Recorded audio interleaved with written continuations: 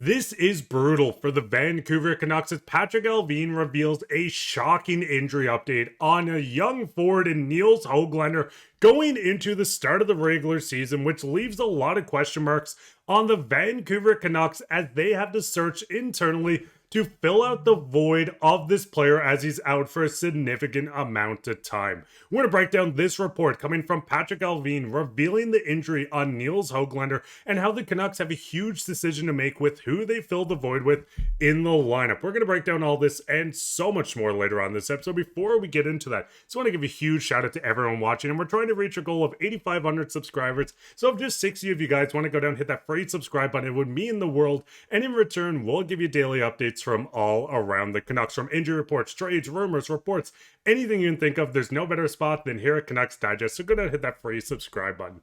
But with that, let's just hop straight into where we did see Nils Hoglander go down with a bit of an injury. We've seen him leave the stadium with a walking boot, and a lot of people are expecting this injury to be a bit of a short-term thing and be ready for game one. But we do get breaking news coming from Patrik Allvin and the Canucks management saying that Nils Hoglander underwent successful lower body surgery and is out 8 to 10 weeks. Now with Nils Hoglander, this sucks to see a young kid that puts in on every shift. He hits, he runs the corners, he does everything you can, and seeing this being the result of it is not something you want to see for any athlete, but being out for 8 to 10 weeks does throw a wrench in the Vancouver Canucks plans to start this season. Now, Nils Hoglander had a bit of a down year last year, putting up 25 points in 72 games. The year previous, 24 goals, 36 points going into the playoffs, putting up 2 points in 11 games. This was a season that Nils Hoglander was looking for a big bounce back. He was looking to score 20 goals, and the Canucks were looking at the forward to kind of replicate that 24-goal season,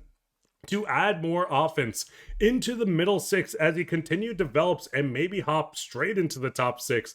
But things have went astray. Now, the big thing with Nils Hoglander going into year one of his extension, $3 million cap hit, year 1 of 3, seeing Hoglander go down, this does hurt. The Canucks need consistency. They need players. And seeing the injury bug trying to hit the Canucks to start even before the season starts is not something you want to see. And with Hoglander out, they're going to have to find a different route on how they fill out the void on the third line or even second line, depending on where the young winger was set to play. Now, looking at the Canucks and the projected lineups going into the year, they were projecting Hoglander to play with Teddy Blueger and Conor Garland on the third line, a spuddy line that can do everything, score goals, set you up, and grind you down. The big thing with him out, the Canucks are looking to fill in this position with not a lot of time to tinker and kind of try things. We do know Jonathan Leckernacki has looked outstanding. We know how good he's looked in the preseason. We've seen him play great in the Abbotsford playoff run as well. We've seen the 2 goals to take a serious lead versus Charlotte in the finals. But the big thing with Jonathan Leckernacki, putting him into this team, yes, you can move Kiefer Sherwood up, but it does leave a hole with this Canucks team as they're looking for a speedy winger to fill in Nils Hoglander's position. Now, going into this, there are a couple of options. We've seen Linus Karlsson, Braeden Cootes have both shown out in the Abbotsford run and with Coots during the preseason. We're going to break down these players, but it does get interesting. Do you go the route of, hey, we can claim someone on waivers? Maybe someone slips through the cracks and gets to the Canucks at spot 15, I believe, would be on the waiver wire. But the big thing with the Canucks, they do have options, and things are going to slowly pan itself out, and we're going to get answers. Now, from Jeff Patterson, all 32 NHL teams must submit their season opening roster 1 week from today's 2 p.m. Pacific time on October 2nd. With this, we'll know who the Vancouver Canucks are getting to make this roster. We're going to get a clear picture on what the opening night roster will be without the lines. But the big thing is, with the Canucks trying to figure this out, things do get interesting. Now, Braeden Cootes is a guy that I think has a strong chance to at least get that sample size to start the year. Cootes looked awesome with the Seattle Thunderbirds in the WHL, putting up 63 points in 60 games. We've seen him captain the U18 World Junior Canada team as well, and captaining in the WHL.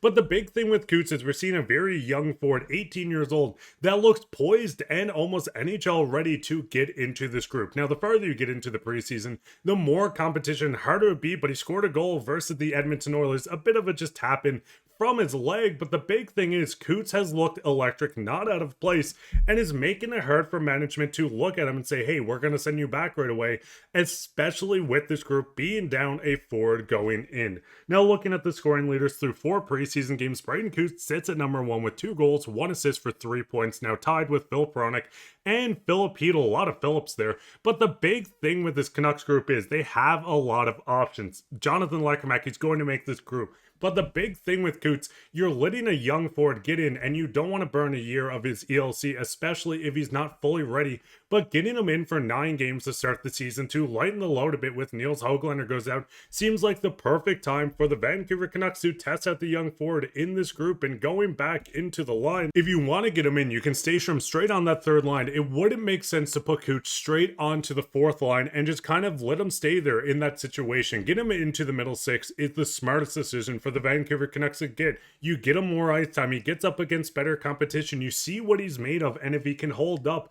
And listen, if you get to that 9-game sample size and Coots has been scoring goals, shutting down opponents, looking outstanding, then yes, keep him on the roster. But the big thing is this does push some people down. Kiefer Sherwood had to be stationed onto the 4th line. We know this is the contract year. We've seen what he could do last year, but with this Canucks management, they had to figure this out. Now, the big thing is, yes, Coots has looked great in the preseason. This could change, and listen, I don't think it will.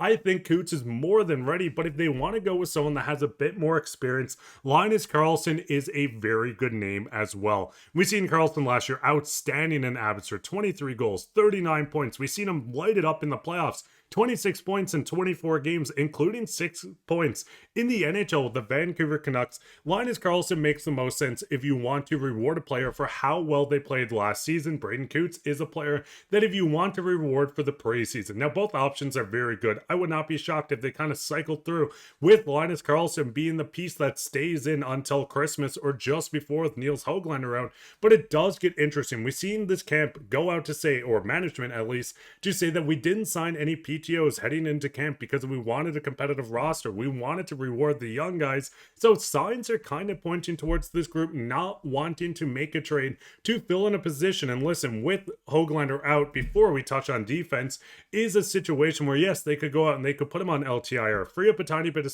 space to go out and make a trade and figure everything out after. But the big thing with Hoglander out, they need someone in because this is a team that cannot come out flat-footed, go on a losing streak with the media being on them or with the team themselves being on themselves.